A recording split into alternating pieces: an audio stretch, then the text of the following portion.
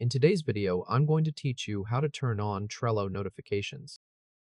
Start by opening Trello and logging into your account.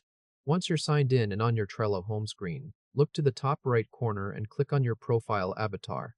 This will open your account menu, where you can access the settings that control how Trello alerts you about updates. From that menu, click on Settings. After the Settings page opens, find and click Notifications. This is where Trello lets you manage the different ways you can be notified when something changes on your boards, cards, or workspace activity. First, look for the Email Notifications option and turn it on. Enabling this means Trello can send updates directly to your email inbox, which is useful if you want to stay informed, even when you're not actively using the app. This can help you keep track of mentions, assignments, due dates, and other important changes without having to constantly check Trello manually. Next, find the option for desktop notifications and turn that on as well.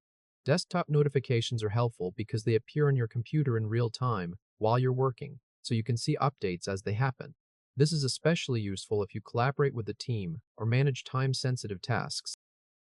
After you switch on desktop notifications, your browser will usually show a permission message asking whether you want to allow notifications from Trello. When that pop-up appears, click Allow. This step is important because even if Trello notifications are enabled inside your account, your browser still needs permission before those alerts can actually show up on your screen.